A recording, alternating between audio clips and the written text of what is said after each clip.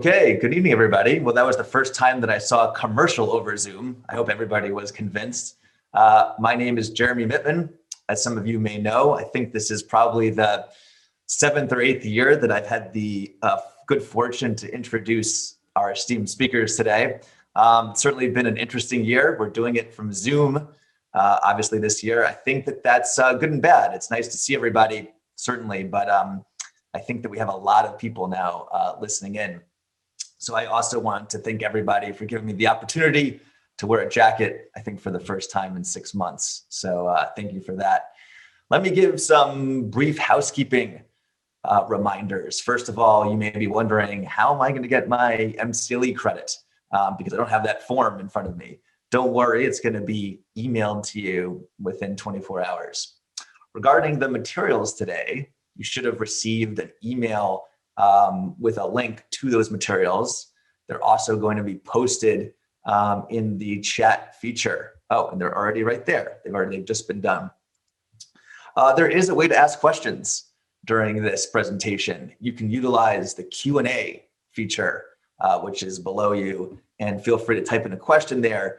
There is a lot of material to cover. As you may recall, if you've had this before, Tony and Andrew do a great job of really surveying everything that anybody would want to know about that's happened in the last year. So they certainly may not have the opportunity to answer those questions, but they will give it their best shot. So don't be disappointed if your question isn't answered, but I encourage you to use that Q&A feature.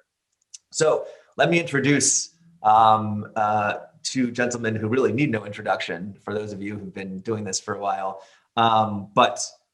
Pleased to report that we have again Andrew Friedman joining us of Helmer Friedman LLP. Andrew is an esteemed plaintiff's attorney and a great speaker, as you'll discover if you haven't already. Andrew, among many other things, actually recently won a $4.1 million jury verdict regarding a breach of employment contract case. Very successful attorney, as well as the author of litigating employment discrimination cases, which I've used in the past and certainly recommend. And his foil, as always, is Tony Oncidi, the West Coast chair of Proskauer's labor and employment practice, a fantastic defense attorney, has many distinctions, one of which he's rated in band #1 from Chambers USA, which reports that clients say that Tony is, quote, brilliant at what he does.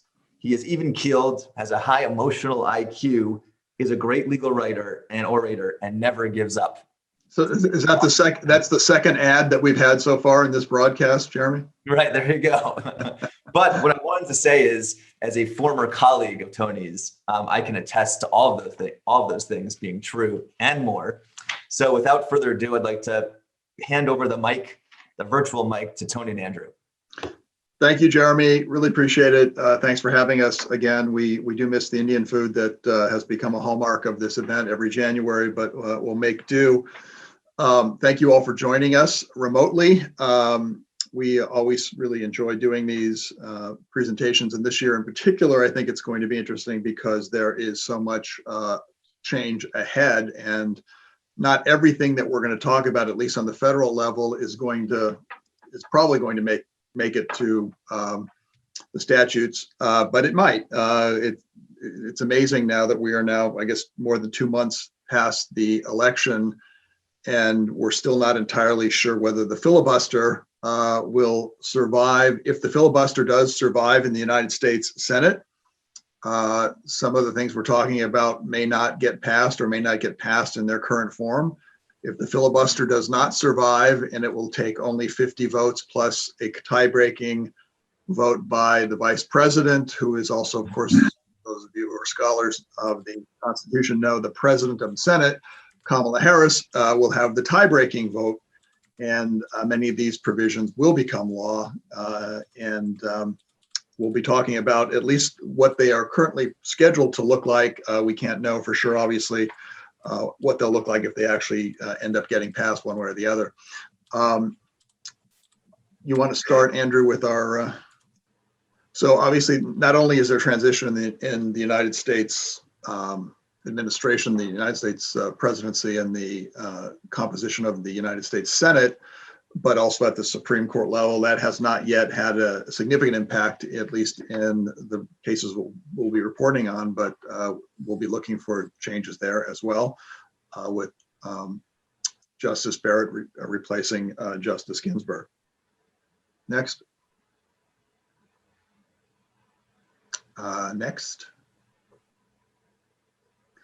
Okay, so let's talk about some of the significant changes that are coming and that are really quite prominently featured in the Biden website. They may actually be on the White House website at this point, but they were there throughout the campaign. Those of you who were actually paying attention during the campaign will remember that very little, if any, of this was ever discussed.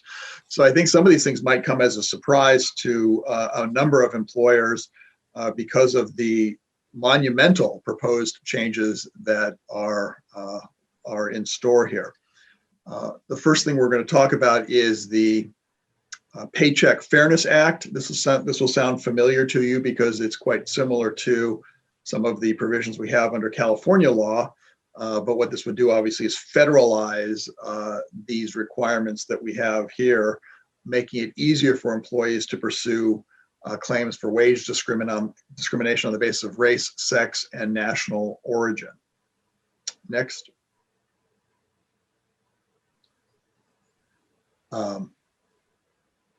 Further, there is going to be developments in connection with equal employment and paid leave. President Biden has already named Charlotte Burrows the chair and Jocelyn Samuels the vice chair of the EEOC. So we expect there to be significant regulatory changes, which will be coming soon. He also has pledged to sign the Equality Act, which essentially will prohibit discrimination with respect to employment, housing, education, et cetera, on the basis of sexual orientation and gender identity.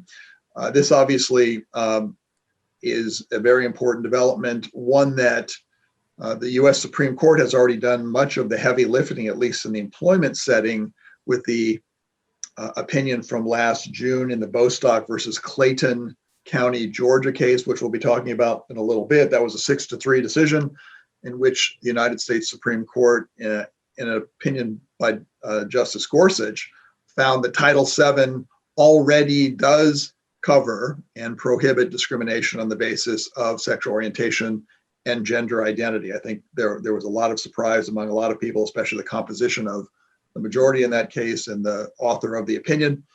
What the Equality Act would do would be to lift that view away from just an interpretation of a majority of the US Supreme Court, which obviously could be tenuous, and move it into the law books, and such that Title VII would be actually amended to include those provisions. Additionally, President Biden has expressed support for protections that would provide for greater assistance to pregnant, senior, and disabled employees.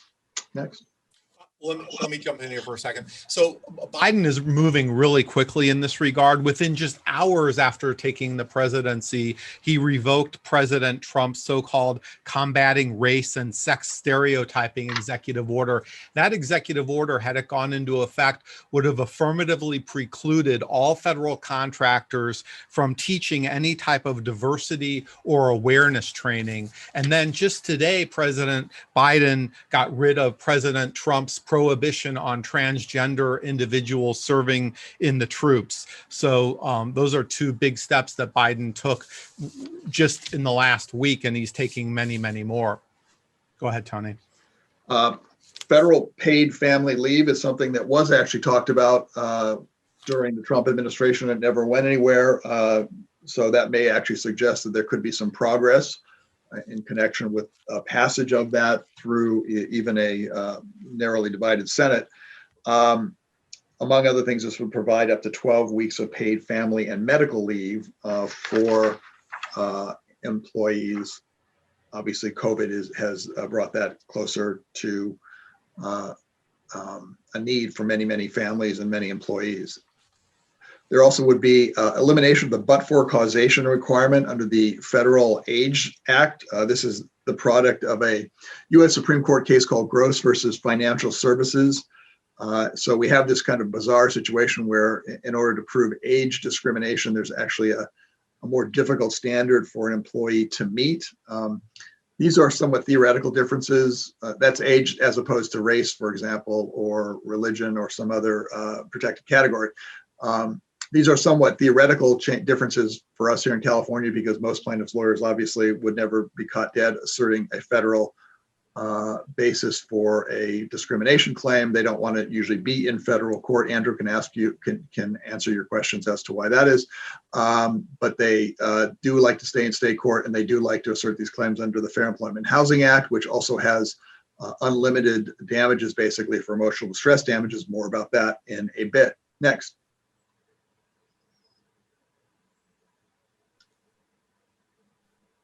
Employment-related agreements. Andrew, you're going to cover this, I think? Yeah. So President Biden has indicated that one of the first things he's going to do if it passes through Congress is sign the Forced Arbitration and Justice Repeal Act. That act last Congress passed through the House with a large majority. Unfortunately, Mitch McConnell and his Republican cohorts, being submissive to their corporate overlords, refused to even allow a vote on that act. If that act does pass Congress, Biden will sign it and will do two tremendously important things for plaintiff employees. The first thing that it will do is invalidate all pre-dispute arbitration agreements, actually not just in the employment context, but also in the civil rights, consumer, and antitrust context as well. The second thing that it will do is it will invalidate any agreements and practices that interfere with the rights of individuals, workers, consumers to participate in joint, class, or collective actions. So those two steps would be really big for us. The other thing that President Biden has said that he wants to work with Congress to do is to get rid of all non-competition agreements, except for those that are extraordinarily narrowly drafted to protect true trade secret information. Let me just stop there. Let me do a quick comment. So, sure. Andrew spelled out but did not emphasize the acronym, the Forced Arbitration and Justice Repeal Act. I'm sure you noticed it's the FAIR Act. And it is. This has been Valhalla for plaintiffs' lawyers who give significant amounts of money to the other party, speaking of corporate overlords.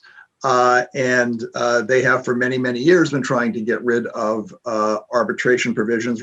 By the last count, I think maybe 56% of employees in the private sector have signed and are subject to employment arbitration agreements. Imagine, if you will, what the world will look like if none of those employees will be in arbitration and all of them will be filing cases in a courthouse near you. It's going to bring the judicial system to its knees. The other thing that should be important, I think, for any employer in the state of California is that obviously the reason that defense lawyers like arbitration is because arbitrators tend to be fair and rather impartial and don't get carried away emotionally. That's the last thing that a good plaintiff's lawyer wants in terms of an emotionally charged case. And so the result of that is that the argument is made over and over again that arbitration is somehow unfair. As those of you who are familiar with it know, both sides choose the arbitrator. Arbitrators are solicitous to both sides because they want to be chosen by both sides for the next case, whether it's these two identical counsel or somebody that they talk to. So I disagree that it is somehow an unfair proceeding for employees. And I do think that it is something that will, if this provision passes, is going to significantly increase the cost of settlement of cases, something that I don't think has really been focused on very much. Those of you who do this a lot know that there comes a time in every mediation when the mediator asks whether there is an enforceable arbitration agreement. The mediator is not just biding time by asking that question, because the mediator knows if there is, the plaintiff's lawyer is going to be much less interested in the case and much less interested in trying the case and much more interested in settling the case. And in a world in which there are no arbitration agreements, which we are on the precipice of, every settlement I predict will go up 30 to 50% in terms of cost because of the absence of arbitration, which would otherwise have been a disincentive to plaintiffs' lawyers taking the cases beyond mediation. Next, Alice.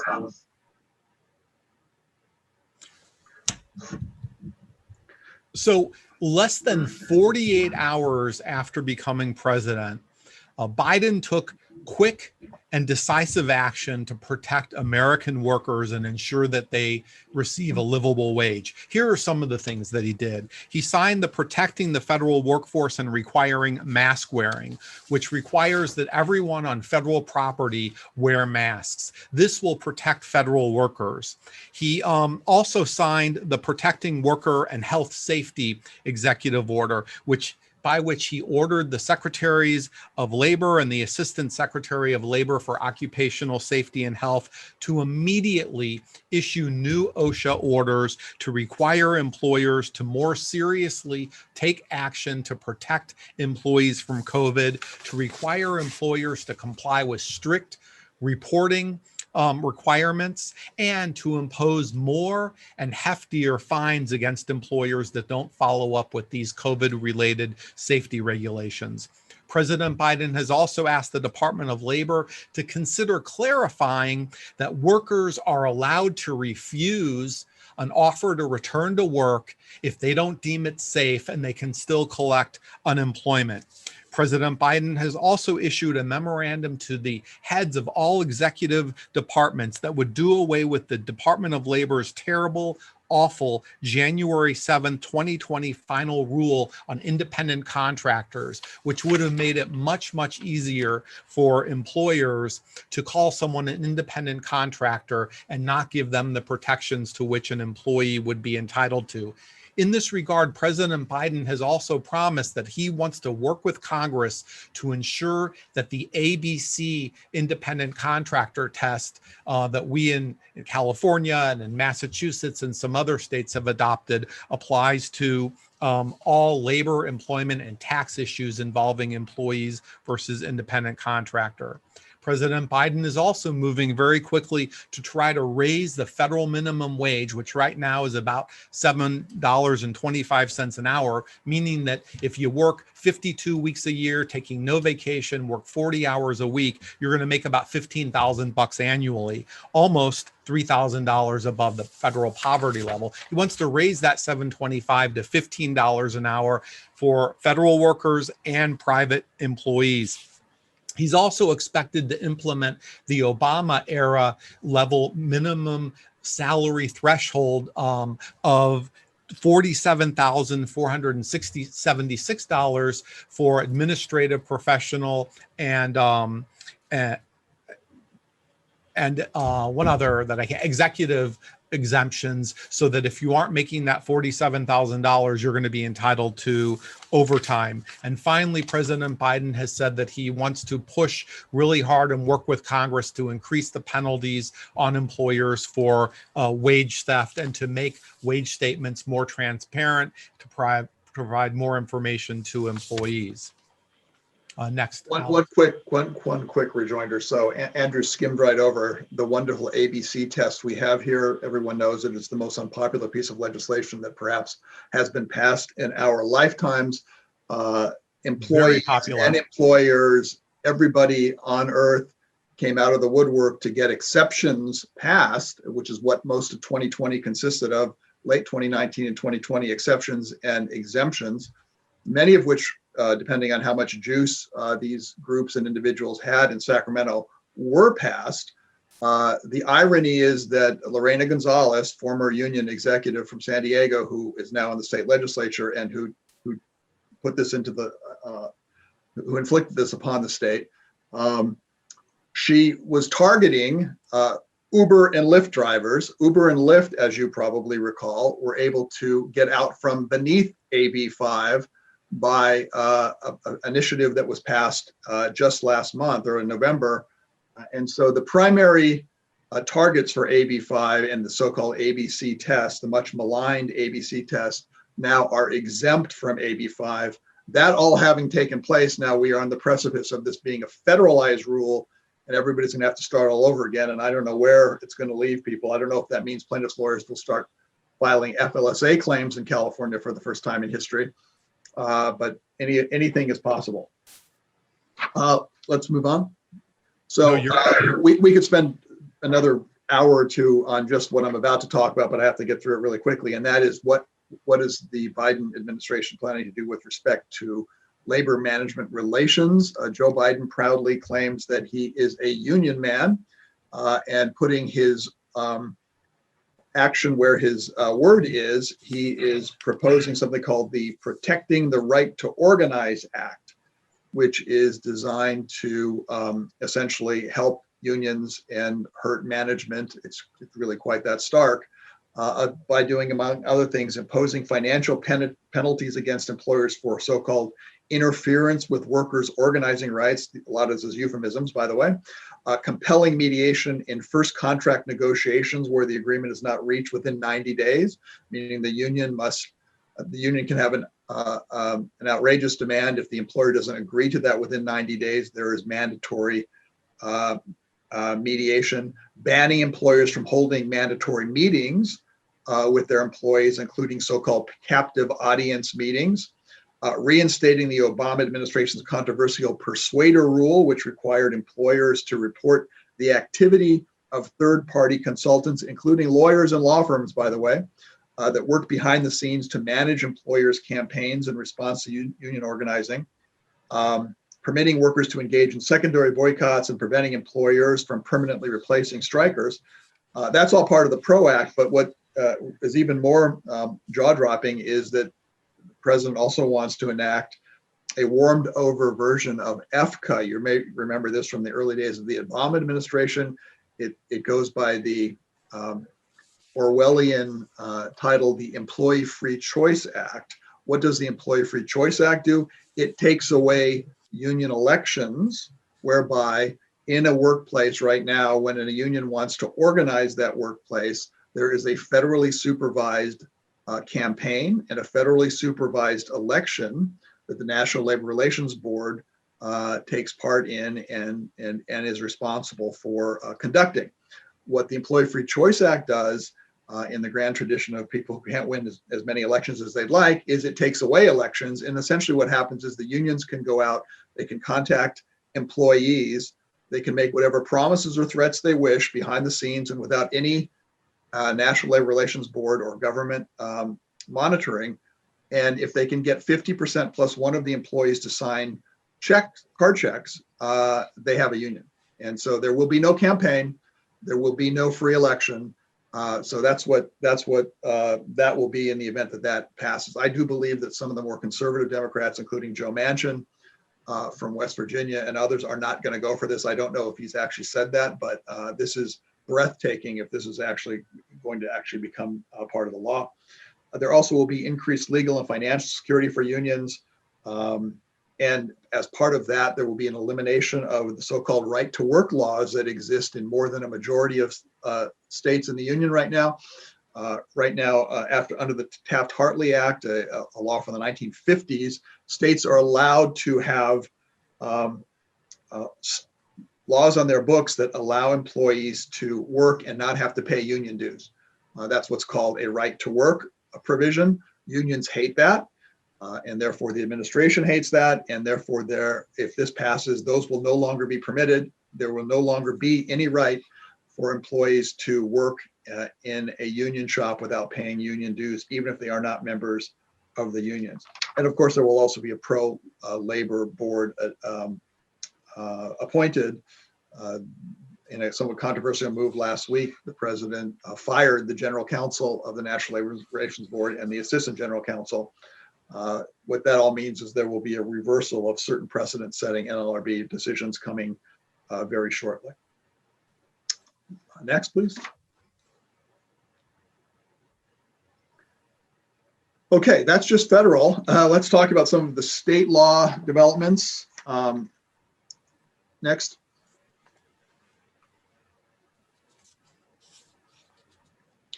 AB 685, we're going to hit these really quickly because time is short. This is a COVID-19 exposure notification law. It requires employers to take some very specific steps within one business day, by the way, of notifying employees and unions and others involved in the workplace of a potential exposure or an outbreak in the workplace. And that's actually been on the books since I believe last September. So it's been around for a while. Next. SB 973, what this does is it updates the requirements for pay data reporting here in California. And these reports, by the way, are due by March 31st. So time is already running. If you are a private employer or advising a private employer with 100 or more employees, they must submit to the Department of Fair Employment and Housing pay information, which includes very particularized information regarding employees, their race, their ethnicity, and sex in 10 different job title categories, including executive or senior level officials, mid-level officials and managers, professionals, technicians, etc., and also pay bands, the way in which those employees by race, ethnicity, and sex line up with various pay bands from the U.S. Department of Labor statistics.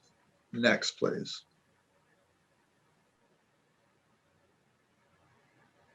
So under existing law, the California Family Rights Act did not require employers to provide family and medical leave to employees who worked for employers employing fewer than 50 employees within a 75-mile radius. SB 1383 lowers that threshold from 50 all the way down to 5. SB 1383 also requires employers to provide CFRA leave for both parents. If two parents work for the same company, under the old law, the employer only had to give CFRA leave to take care of a new baby to one of the parents. Now the employer has to allow both parents to have that leave. SB 1383 also expands the covered family members who are eligible for the reason why an employee can take leave to take care of them. So it's not only just a new child, it's also parents, grandparents who are sick, grandchildren who are sick, siblings, spouses, and domestic partners who are sick. SB 1383 also expands other exigencies under which CFRA leave must be granted to employees who are called to active duty, or whose spouse or domestic partner, child, or parent are called to active duty in the armed forces or the reserves of the United States. And lastly, SB 1383 removes no longer permits an employer to refuse reinstatement of key employees as was previously allowed. Next slide, Alex. So AB 1947 was desperately needed. We have this great law, Labor Code Section 1102.5, which basically allows employees to sue if an employer retaliates against them for complaining about something that's illegal, or if the employer thinks they're going to report something illegal to the governmental agencies. Problem with 1102.5 was that it didn't give plaintiffs attorney's fees if they won. This new law does give attorney's fees to plaintiffs who prevail on 1102.5 claims. When the law was being debated in the California Congress, the California Chamber of Commerce vociferously lobbied against it. And then when it was clear they were going to lose on that, they said, okay, well, at least let's make this a two-way burden shift so that if the employer wins, maybe they can get attorney's fees. The California state legislature said, no, this is a one-way attorney's fee statute. If the plaintiff wins, they can get attorney's fees. If the defendant wins, they can't get attorney's fees. One big question out there is this retroactive? I think the better argument is with the plaintiffs who believe that it is retroactive, such that if you previously, before January 1st of this year, filed an 1102.5 claim, that this new law gives you attorney's fees. Some defendants, defense counsel are saying or pretending that they believe that it's not retroactive. I think we're going to have to see how the courts handle that. This new law also extends the time period for which an employee can file a claim from 6 months to 1 year with the DLSE. Next slide.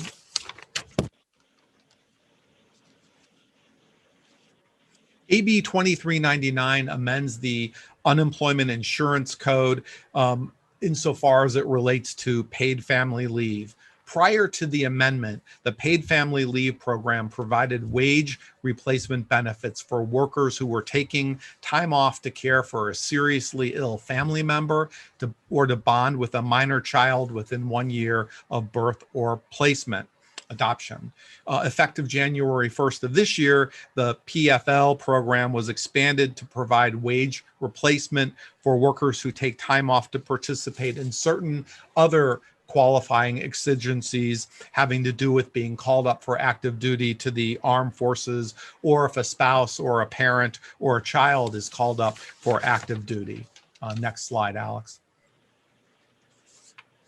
AB 2992 expands upon a provision that's already part of California law, and this is as it exists in Labor Code sections 230 and 230.1. Existing law provides for protected leave for employees who are victims of domestic violence, sexual assault, or stalking. What this does is this new law, it expands that leave to include victims of other crimes or offenses that, quote, cause physical injury or that cause mental injury and a threat of physical injury. So obviously significantly increases the type of leave that would be provided. It also provides protected leave for an employee whose immediate family member is deceased as a direct result of crime. This falls into the category, from my perspective, that most employers, I think, already would be providing such leave. And it further falls in the category that I don't think the legislature has to, in a minute way, regulate every single possible conceivable outcome to someone's life. But California obviously feels that it does, and that will continue, I suspect, unabated. Next. Sick leave and kin care leave, you're doing that one? I can do that. Yeah. So AB 2017 amends Labor Code Section 233, which permitted employees to use up to half their annual accrual of sick leave to care for a family member. This amendment gives employees the sole discretion to designate leave taken for a family member as sick leave.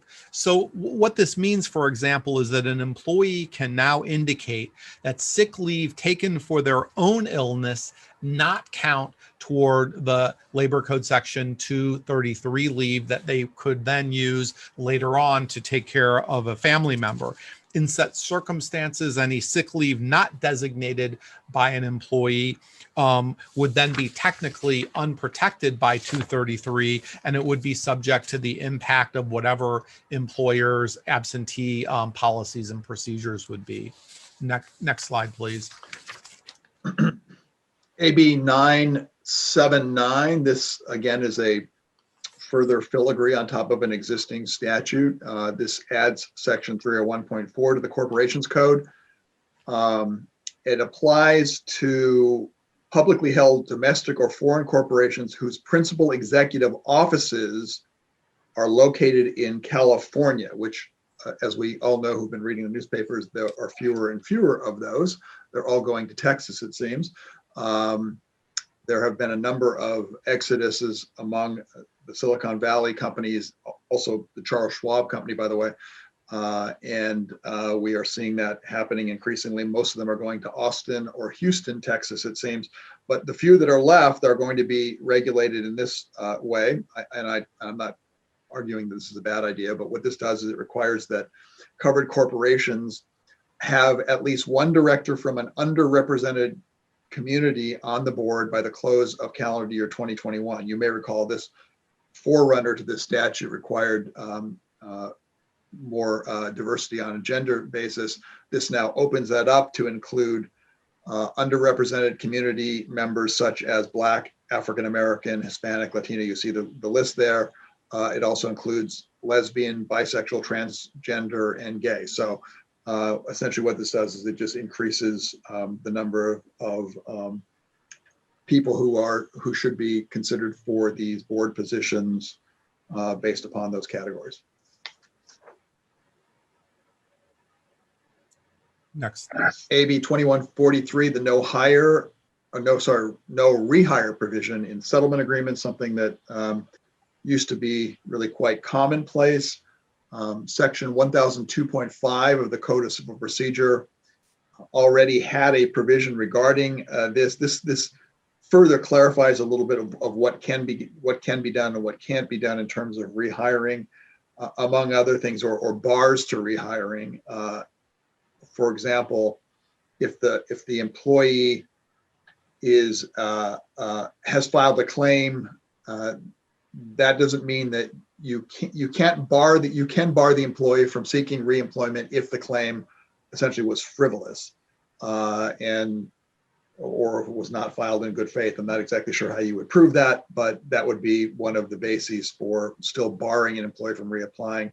Also, the existing law, as it previously provided, it prohibited employers from, it allowed employers to bar employees from rehire if they'd made a good faith determination that the aggrieved person, that's the potential plaintiff, had engaged in sexual harassment or sexual assault. This requires further clarification that the sexual assault or sexual harassment had to have been documented by the employer before the aggrieved person filed the claim. So you can't have an employee file a claim, then say that they committed sexual assault or some form of sexual harassment, conduct an investigation, and then thereby try to bar them under this statute. Okay, let's go on to this, we have one more? No, let's go on to the cases. Next slide, please. Next. So in this case, the U.S. Supreme Court considered two consolidated religion cases in employment from the Central District. And the Supreme Court basically broadened the rights of religious employers to not have to follow federal or state anti-discrimination laws.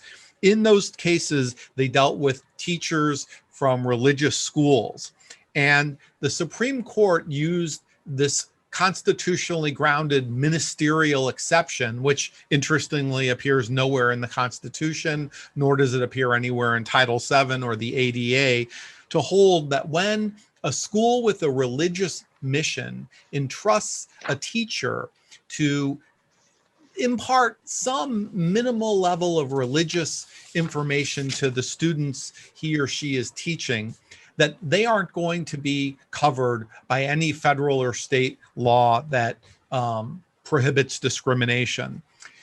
While this case may seem to have a narrow holding, I think because the conservative majority on the Supreme Court has indicated a very strong interest in religious liberty, you're going to see new cases coming about in the next 10 years where employer defendants try to argue that in addition to the ministers being covered or teachers being covered, they're going to try to expand that to other individuals such as ministers' assistants, public relations people, community outreach people.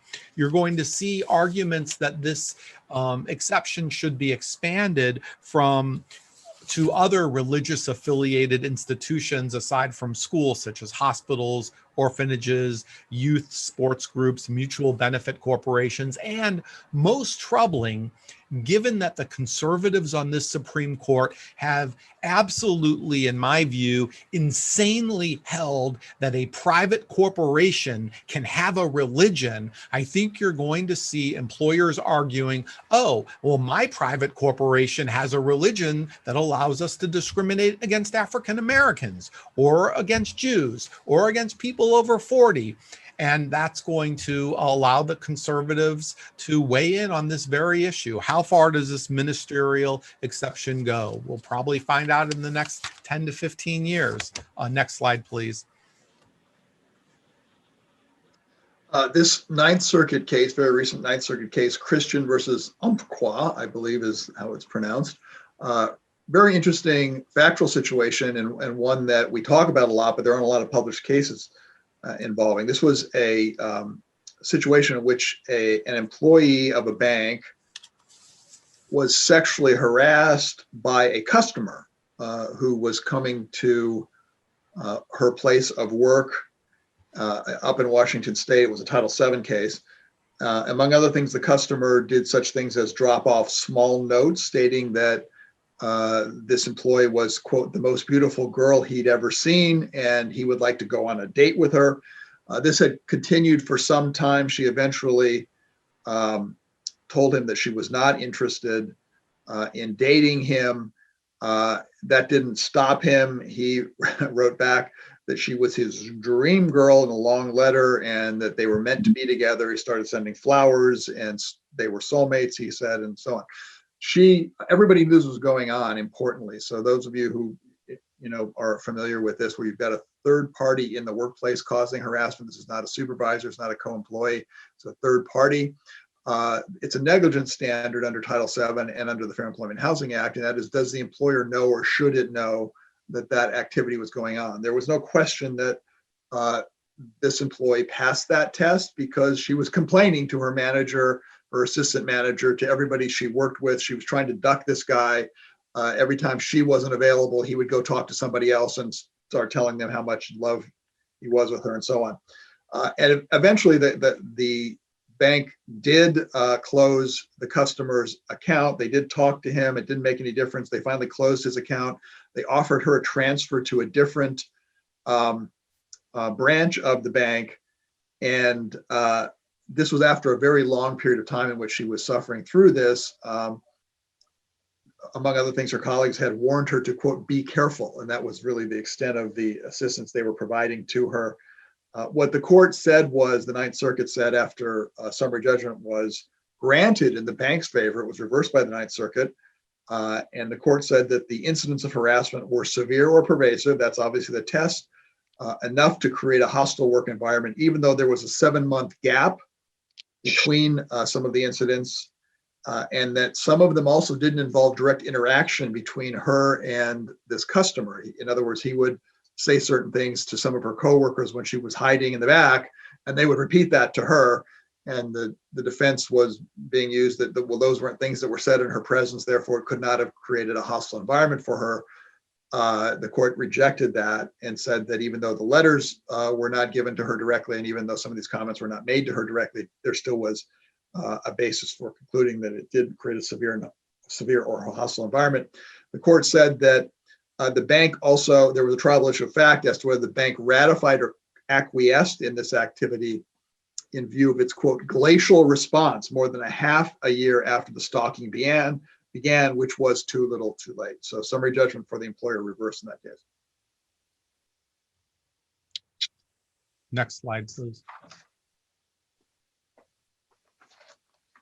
Arnold versus Dignity Health. This is a case in which summary judgment was affirmed by the California Court of Appeal. This employee worked as a medical assistant at a health facility, and her employment was terminated for, among other things, failure to safeguard a patient's personal health information, a HIPAA violation, display of inappropriate materials in the workplace, a picture of a bare-chested male model, careless performance of duties, failure to communicate honestly during the course of an investigation, and failure to take responsibility for her actions.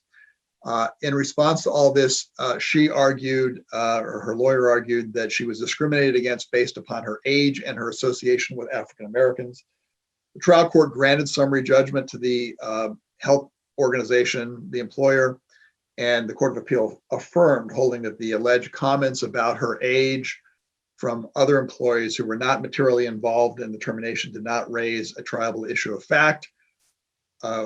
We had one of these birthday comments. So often you see these in these cases where an employee had expressed surprise that the plaintiff was, quote, that old around the time of her birthday. Obviously, somebody was trying to compliment her. That resulted, of course, in her claim that people were discriminating against her on the basis of her age. And as for the associational discrimination claim, we don't see those very often, but so that's why this case is somewhat interesting, in addition to the other things we've talked about. The court found no evidence that the supervisor to whom she complained about alleged mistreatment of a black coworker was involved in the termination. So we have the situation where certain information was known by certain employees, but not others, or certain management officials, but not others. And those people were not involved in either the disciplinary process or the decision to terminate, and so summary judgment was affirmed. Next slide, please. This Pinter-Brown versus Regents of UCLA, very breathtaking opinion from last May. This was right after the pandemic took hold. I actually wrote a couple of pieces about this, both in the Daily Journal and Law 360, because of just the outrageousness of some of the facts, and in fact, and how the trial court had behaved, something that we don't see very often. This was a $13 million verdict that came down in favor of an employee, a physician by the name of Dr. Lauren Pinter-Brown. She sued for alleged gender discrimination and age discrimination and harassment. The jury returned a verdict in UCLA's favor, the employer on the age claim, but not on the other claims they found in favor of the employee on those other claims. The appellate court determined that the trial court judge committed a, quote, series of grave errors. When's the last time you read that? That were cumulative and highly prejudicial to UCLA, and that evidenced the trial court's inability to remain impartial. Well, what, goodness sake, did this judge do?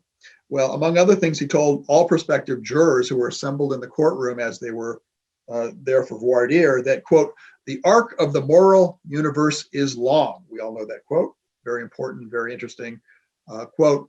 But the judge went on and said that if, quoting Dr. Martin Luther King, that if you are selected, and the quote obviously comes from Dr.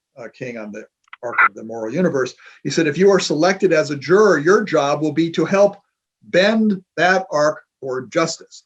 Obviously, nobody's against justice, but when you're talking about a case in which it's all about discrimination, hearing those words as an entire jury pool could possibly have some negative effect. The court then proceeded to give what can only be described as a multimedia civics lesson about invidious discrimination through the years.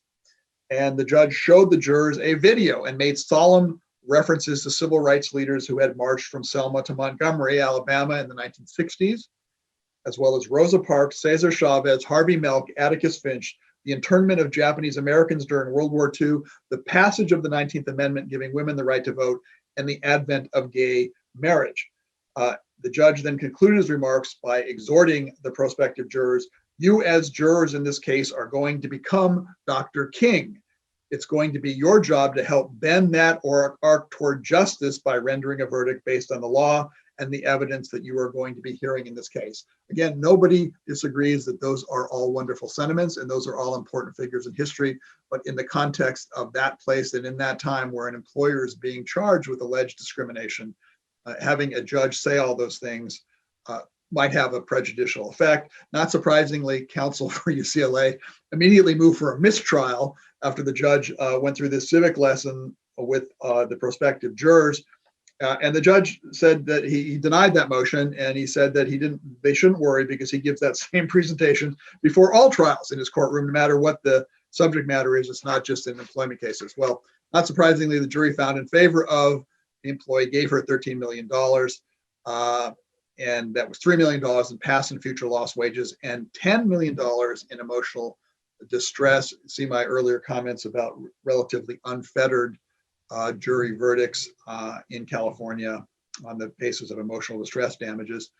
The Court of Appeal, as I said, reversed this, saying that it was that stirring call to action, stacked the deck against UCLA, and it was, quote, inexplicable error that the court had done several things, including allowing the plaintiff to resurrect a retaliation claim that had been summarily adjudicated against them.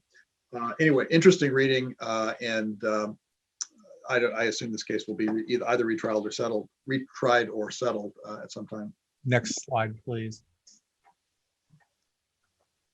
So as Tony mentioned earlier, Bostock was a landmark 6-3 opinion authored by Justice Gorsuch, holding that an employer who discriminates against homosexual or transgender employees violates Title VII. Justices Alito, Thomas, Kavanaugh dissented, with Justice Alito trying but failing to channel his inner Justice Scalia, writing, quote, "There is only one word for what the court has done today: legislation," end quote. In the aftermath of Bostock, racist, homophobic, two-time popular vote losing, two-time impeached President Trump took the position that Bostock was limited to Title VII, and that in all other areas, in education, housing, healthcare, and credit, where it talks about making discrimination on the basis of sex illegal, that sex did not cover transgender or sexual orientation, and that people were free to continue discriminating against those. Within hours of assuming the presidency, Joseph Biden issued an executive order retracting Trump's position and saying that anywhere in any federal law where it uses the word sex, that it covers both sexual orientation and transgender status. Next slide, please. One real quick comment on that. It is interesting to know, because I've never seen anything like this, in the dissent that Justice Kavanaugh wrote, and he did dissent from this opinion. He wrote something that I've never seen a justice write in a dissent, and it says this. He wrote it that it was, quote, appropriate to acknowledge the important victory achieved today by gay and lesbian Americans who can take pride in today's result. So I don't know, I think he gets some brownie points for, I know Andrew won't give them to him, but I think he gets some brownie points for having said that. Next slide. So the Family Medical Leave Act grants eligible employees a total of 12 work weeks of leave during any 12-month period to attend to a qualifying family or medical need. What does the term work week mean with respect to an employee who works a rotational schedule where they work 7 days straight, then they have 7 days off? Well, in this case, the Ninth Circuit said that what it means is that when you have your 7 days off, that applies and counts toward your 12 weeks of FMLA leave. Judge Morgan Christian properly dissented, noting the obvious. The majority's interpretation of the term work week violates the FMLA because it denies rotational employees the leave Congress guaranteed, up to 12 work weeks of unpaid leave from work. Next slide, please. Shirvanyan versus Los Angeles Community College District. This was an appeal following a trial. In this case, the plaintiff was a former kitchen assistant who was employed by the Los Angeles Community College District. She alleged that she had two injuries, one a wrist injury from carpal tunnel syndrome, and separately a shoulder injury. And she claimed that she was the victim of discrimination and that the employer had failed to reasonably accommodate her and or engage in the interactive process with her. The jury awarded her $2.9 million, including, once again, $2.8 million of that 2.9 were emotional distress damages. The jury did not indicate whether, however, it had relied upon one or both of the alleged injuries in reaching that verdict. So there was a lack of clarity in the verdict. The Court of Appeal reversed the judgment and remanded the case for a new trial on her claims for failure to accommodate the disability or engage in the interactive process, but only vis-a-vis the wrist injury. The court said that while a reasonable accommodation could have been provided potentially because of the wrist injury, and that would be, for example, in the form of a finite period of leave, there was substantial evidence there was no substantial evidence rather that an accommodation was available for the shoulder injury, which would have caused her to be reassigned to another job, and there were no other jobs for which she was qualified, that she could have been reassigned. And so as a result of that, the court said that the jury had to, or a jury is going to have to decide whether it's, whether the verdict or a verdict should be affixed to the failure to accommodate and the failure to engage in the interactive process, but only with respect to the wrist injury. So those of you who are going to trial, and there's more than one, alleged disability, obviously, this is a good case to look at to try to make sure that there's some clarity in terms of what you're about to ask the jury to do. Next.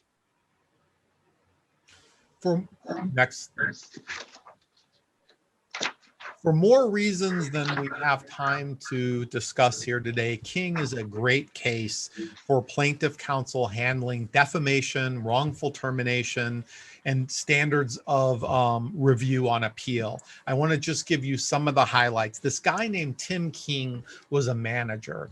He managed 4 employees for U.S. National Bank. He had problems with 2 of the employees and counseled them because of their performance. In retaliation, he argued, 2 of the employees went to human resources and complained about him. One of the employees complained that he was engaged in gender discrimination and harassment. And then both she and the other subordinate complained that he had ordered them to commit fraud or to falsify some company documents. HR does an investigation. And in the investigation, HR repeats those allegations to other people about the employee, Mr. King. Ultimately, the bank concludes the investigation by finding him essentially guilty as charged, and they fire him. He sues for defamation based on the republication of his subordinates' complaints to HR, and HR republishes them to other people, and wrongful termination in violation of public policy, alleging that the bank fired him right before he was supposed to get a huge bonus, and that they did that on purpose to deny him the bonus. The jury found in his favor and awarded him $6 million on the defamation claim, and another about $4 or $5 million on the wrongful termination claim. The jury found that the defamatory statements were made with malice, oppression, and fraud by a managing agent of the bank, because, among other things, the HR director did not do a thorough investigation. And in fact, the HR investigator purposefully did not follow leads that would have tended to show that the claims against King were false. The bank appeals. Oh, and there was also a $15.6 million punitive damages award against the bank. The bank appeals. First, they argue that the statements that King was arguing constituted defamation were protected under 47 of the section 47 of the Civil Code because they weren't published with malice. The Court of Appeal held that the HR director's failure to follow these leads, failure to comply with conducting a good investigation was sufficient to show malice. With respect to the wrongful termination, the Court of Appeal also upheld that, finding that it did appear that the bank rushed to fire him faster than it would normally fire someone because they wanted to fire him before he was entitled to that bonus, that it didn't follow its normal termination protocols. And again, the Court of Appeal relied on this inadequate investigation. The bank also argued that punitive damages were not supported by all of the evidence. The Court of Appeal held that the bank had forfeited its sufficiency of the evidence argument with respect to punitive damages because U.S. Bank did not cite all of the evidence that was favorable to King and then somehow tried to distinguish that evidence. So this is a very important standard. If a defendant employer appeals, they have to cite all of the evidence in your favor. If they don't, then they automatically lose. The court won't even consider it. The court also gave some great language on who is a managing agent. The bank tried to argue that this HR rep was an entry-level employee, and the Court of Appeal held, notwithstanding that person was high enough to be a managing agent. The bank also opened the door to allow the plaintiff to argue that punitive damages should have been raised. The trial court lowered those punitive damages through a remitter, and by appealing on that issue, that freed up the plaintiff to also appeal on that issue. So really great case. There's a lot of other good stuff in there, but those are the highlights. Yeah, let me just real quick comment on this. I agree with Andrew. There's a lot here. It really is very important, and especially if you are doing investigations as a independent investigator, or you're advising HR departments as to what investigations they are conducting. I don't think I've seen a worse result for an employer based upon what at least the Court of Appeal and the trial court considered to be, and the jury obviously considered to be, an improper, inadequate investigation. So at the end of the day, this employee ended up with $17.2 million. The original verdict was $24.3 million before it was reduced.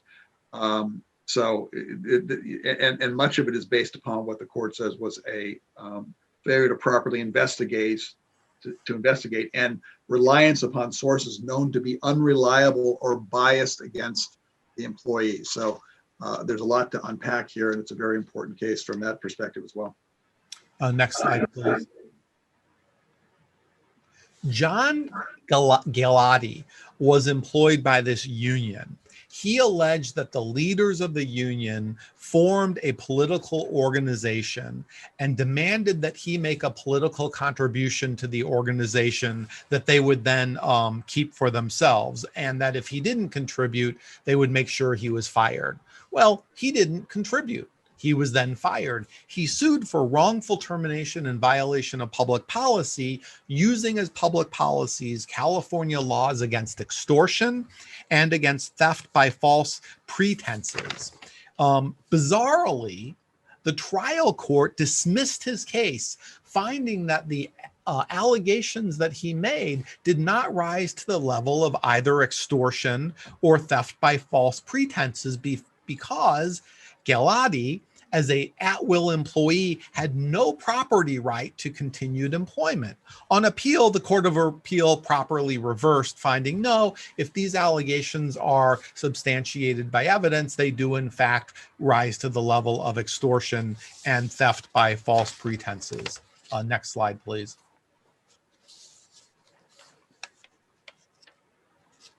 Oh, We've kept with our tradition of putting small animals in the slides just to curry favor with the audience unfairly and inappropriately. Next case is Big Lots versus Superior Court. Kind of an unusual situation here, but probably not that unusual for those of you who are representing companies based out of state. This was a lawsuit, a wage hour lawsuit against Big Lots, which is apparently based in Ohio. They had local counsel here in California, but then they also sought to have admitted pro hac vice, another law firm from Ohio called Voorhees, Sater, Seymour, and Pease, LLP. They wanted them to be representing them in this case. And the pro hac vice application, which is usually a fairly pro forma sort of procedure, was, went through swimmingly. The pro hac vice application was filed, or motion was filed and granted. Where things went awry was some of the managers, some of them were former employees, some of them were current employees, who ended up getting deposed in the case, also were represented by the Voorhees law firm. And the plaintiff's lawyer raised this as an issue, saying that Voorhees had only applied to be counsel of record in the pro hac vice application for the employer, and nothing was said about representing current and former managers and supervisors in their depositions. Maybe the court would have permitted that, maybe the court would not have permitted that, but nobody ever asked the court. Obviously, this got under the skin of the trial court judge, and the judge essentially revoked the pro hac permission and order, and said that the Voorhees firm could no longer represent Big Lots in the litigation. This then engendered a petition for writ of mandate to the California Court of Appeal. The California Court of Appeal didn't like what happened here on basically any side. The court did say that the Voorhees firm should have told the trial court judge, should have gotten the permission of the trial court judge to represent those individuals in their depositions. But the Court of Appeal also did not like the order from the trial court, which essentially threw the Voorhees firm off the case. And what the court basically did is it sent it back to the trial court to come up with a different resolution, a different remedy than just throwing them off the case.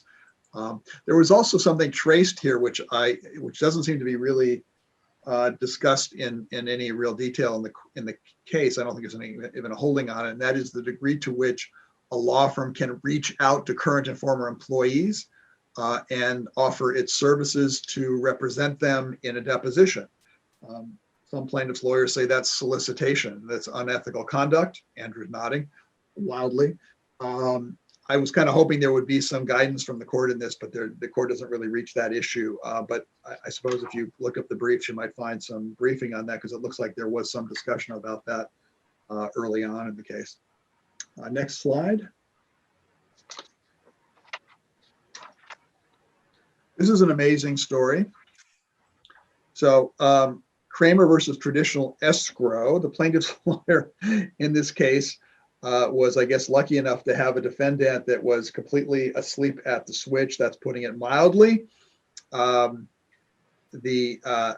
What happened here is the defendants, according to the Court of Appeal, quote, chose not to participate in the case. Not a good strategy if you are a defendant and you've been properly served in a matter. And that's in fact what happened here. It was a wage and hour, seems like a fairly run-of-the-mill wage and hour case having to do with an unpaid commission amount, which I believe was in the amount of $20,000.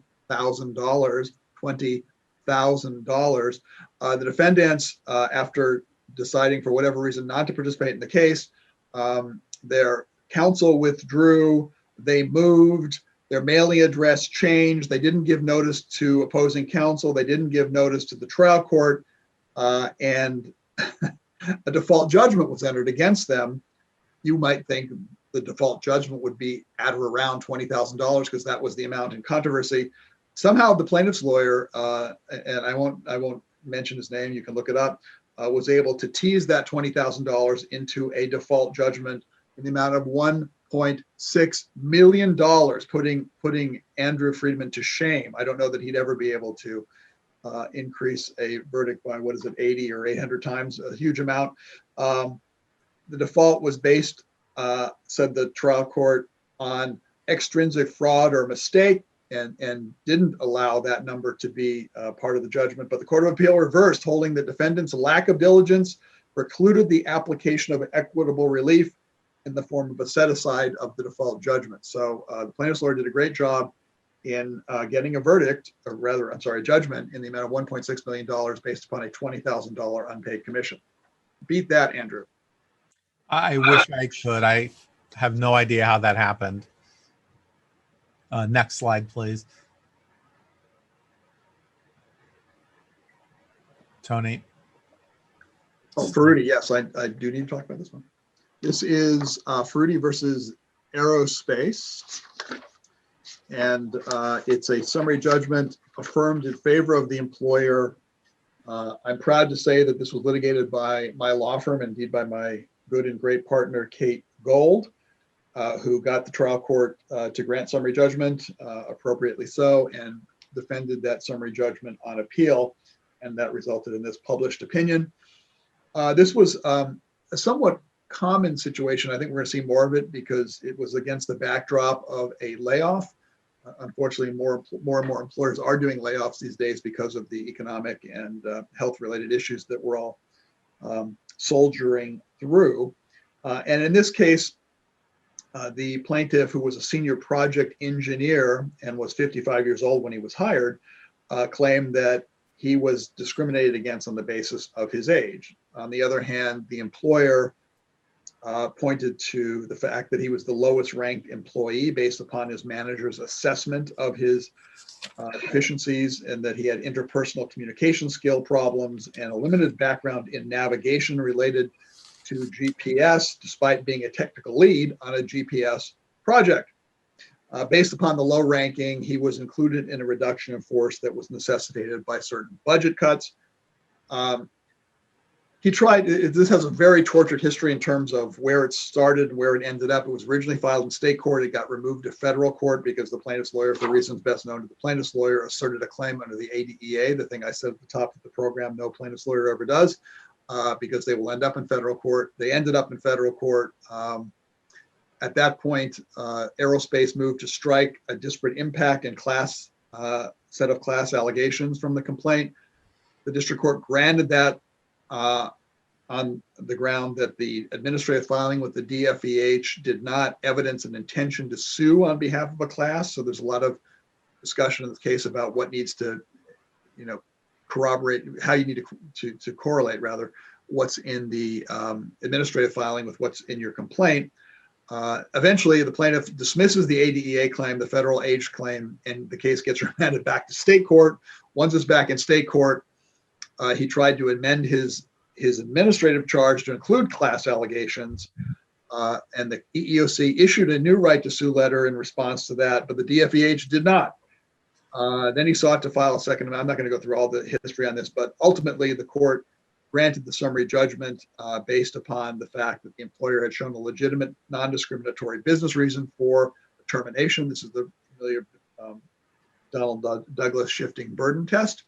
And the court further said that there was no substantial evidence that the reasons offered by Aerospace were untrue or pretextual, which of course is what the plaintiff says when you say there was a legitimate non-discriminatory reason for the termination. I mentioned this also from an advice and counseling standpoint. I think it's tempting for some employers, if they're about to go through a layoff, to include poorly performing substandard employees in the layoff, thinking this is a good way of just getting rid of a lousy employee, and we'll just fold them into the layoff. The problem is that employees almost always now will lawyer up, and once they lawyer up, the lawyer is going to say, as sure as night follows day, that you included my guy or gal in this layoff really as pretext. You really are discriminating against them on the basis of fill in the blank. And that's precisely what happened here. The good news is that the employer in this case actually did identify for the employee, and it was in the record, that there were performance related issues in addition to the reduction in force. I think that if the employer had not done that, and the employer had just said, it's not you, it's us, we're terminating you because, you know, we're having all these layoffs and such, the employer would have been in a much more difficult position. And the way I've told my clients about it, it's like fighting with one hand or maybe even both hands tied behind your back. You have not identified to the employee, you've not filled out the record that shows that there's a performance related issue. That is also part of the reason for the termination. It may make for a more difficult conversation.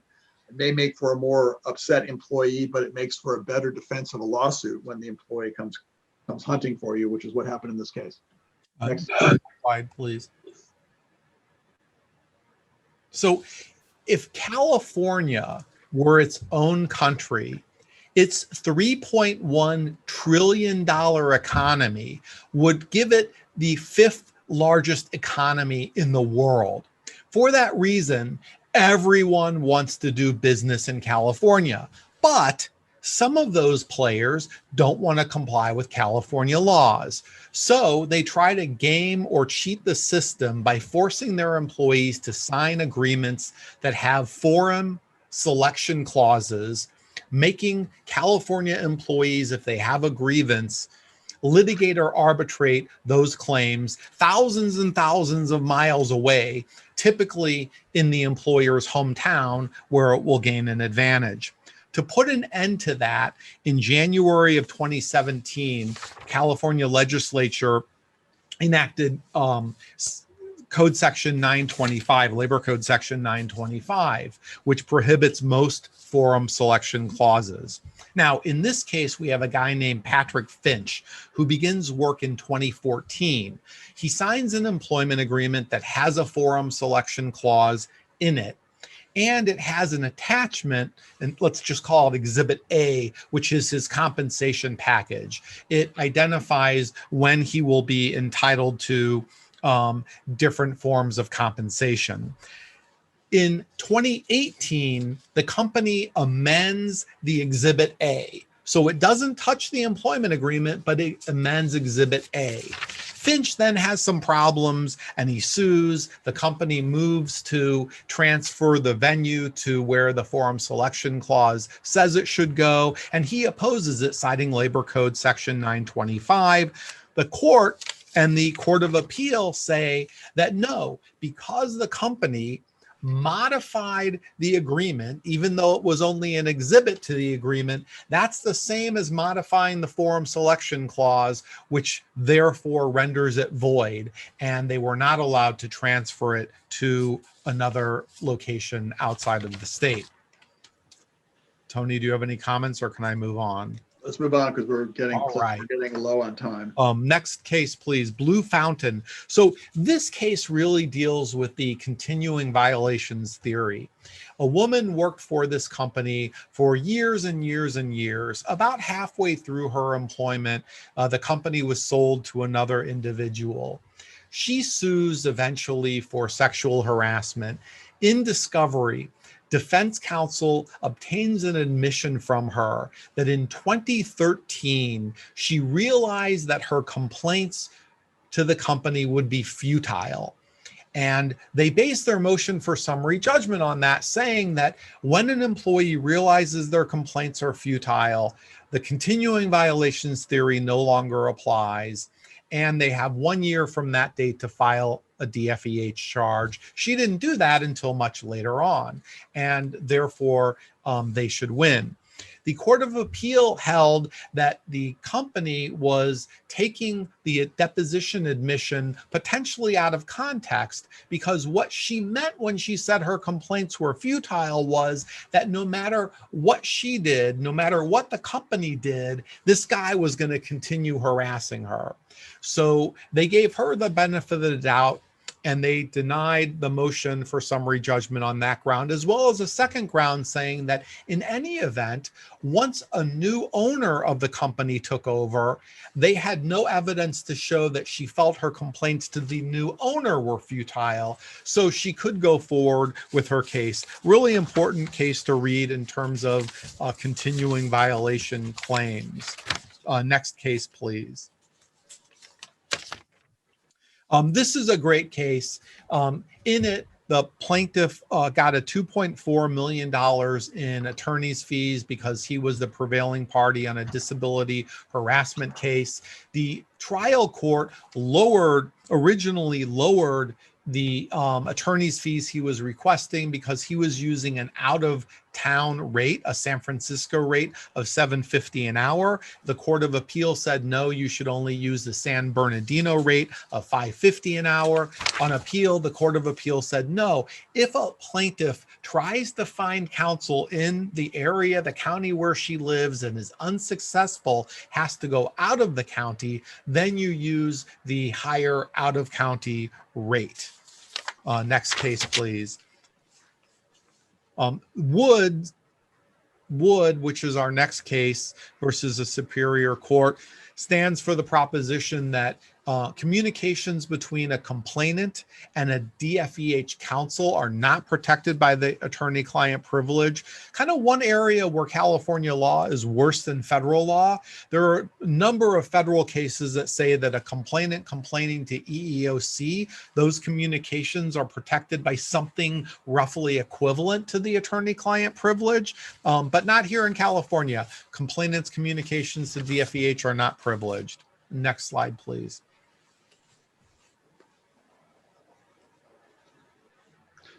Hook Media, oh wait, cat alert. Hooked Media versus Apple. This is a very significant opinion in that it really covers the waterfront in terms of the various issues that arise in connection with trade secrets, tortious interference claims, misappropriation, interference with contract, and so on. Here, it was a fairly easily understood situation where Hooked Media, which I'm sure you've never heard of, it was a startup company that Apple, which I'm sure you have heard of, expressed interest in acquiring. Hooked was flirting with Apple about the possibility of Apple acquiring Hooked. Apple, it turned out, was much more interested in 3 of the most important and most highly ranked employees of Hooked, much more so than having anything to do with the company itself. And so, not surprisingly, after the negotiations or discussions, whatever you want to call them, broke off, Apple ended up hiring 2 engineers and the chief technical officer of Hooked, who came over to Apple. Hooked was obviously very unhappy about this. They sued for fraud, misappropriation of trade secrets, interference with contract, etc. So that's all fairly predictable given the facts as I've described them. What was more unpredictable, I think, was the outcome, and that was that the trial court granted summary judgment to Apple, and the Court of Appeal affirmed that summary judgment. And you might wonder, why would they do that given some of the facts I'm about to tell you? And I'm not going to be able to actually tell you because I don't really know. The court said that the fraud claim failed because the alleged misrepresentations by Apple all involve future events, not past or existing facts. So I guess you could see that, but again, that's a good defense to keep in mind when you're defending against a fraud claim, that if it is something about the future and not something about the existence of past or current facts, then you're out of jail free. As for the trade secrets claim, the court said that the evidence of the former employees may have had, quote, protected information in their possession was not sufficient to establish that Apple improperly acquired or used it. So it's not a case where, which I'd be more familiar with, I have been familiar with, where you say the employees took nothing, they have nothing. In fact, the employees did take something and did have something that apparently was protected information. But the court said, well, just because they had it doesn't mean that Apple had it. And then the court went on. The court said that even though Apple's production in the in the litigation included Hook's trade secret information. So Hook asked Apple to produce documents and data that it had. That production by Apple included trade secret information that belonged to Hook. And the court said, well, that didn't prove that Apple acquired those trade secrets by improper means. It's not clear how they could have acquired them if the employees came over, took them with it, took these things with them. In any event, they get out of the trade secrets claim based on that. The court also said that just because the former engineers drew on knowledge and skills they gained from Hook to develop a product for Apple did not mean that there was misappropriation of trade secrets. And then they sort of go off and offer them about inevitable disclosure. Now, the inevitable disclosure doctrine says that you can't prevent an employee from working for a competitor by saying, oh, this employee may inevitably disclose information that he or she learned while they were with us. But that's not what was going on here. Here, it wasn't an inevitable disclosure that was being argued. It was actual disclosure of our trade secrets to Apple, which, by the way, Apple, you have because you've produced them back to us in the discovery. I'm just astounded by the outcome of this case. I have to say, I must be missing something. And then finally, the court said that just because the chief technical officer was kind of double dealing and negotiating on behalf of himself at the same time as he was allegedly representing Hooked Media in all these negotiations, the court held that California's emphasis on employee mobility and freedom to compete counsels against the finding that the chief technical officer's self-serving efforts to land a position with Apple were a breach of his fiduciary duty. So an amazing result for Apple, one that I would hope to replicate if I was ever on the defense side in a case like this. Let's the next case, Excel. Andrew, do you want to talk about Tilke? Yeah, I'd love to talk about Tilke. And then I'll finish with Vasquez. Okay, Tilke is a fantastic case. Go to the next slide, please, because it affirms that the self-compelled publication theory of defamation is live and well in California. In this case, you had a guy named Michael Tilke who worked for Allstate. He was arrested when he banged on his girlfriend's door. They got into a fight and she locked him out, and he was banging on her door because he wanted to get his stuff so that he could leave. Allstate somehow finds out about this and they fire him for domestic violence. And when you work in certain positions for financial services firms, the financial services company has to file a FINRA Form U5. And they filed this Form U5 saying that he lost his job for engaging in threatening behavior and or acts of physical harm or violence to someone. No securities issues were involved in his termination. Tilke then sues for self-compelled publication defamation, saying, I'm going to have to tell future employers about this U5. A jury awards him $4.26 million. So Allstate appeals. They argue that A, compelled self-publication defamation does not exist. It's not a thing. Court of Appeal rejects that. They argue that Civil Code Section 47B confers an absolute immunity for what it wrote in the Form U5. And they argued that, hey, what they said in the Form U5 was substantially true. And all of that justified reversal. With respect to the 47B privilege argument, the Court of Appeal sensibly held that the privilege would only apply to statements made on a U5 form that relate to fraud and securities-related conduct, not to other things that the financial industry has no reason to know about.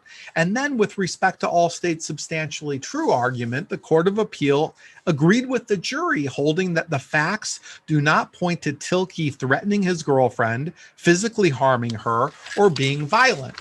So they affirm the $4.26 million award. Next slide, please.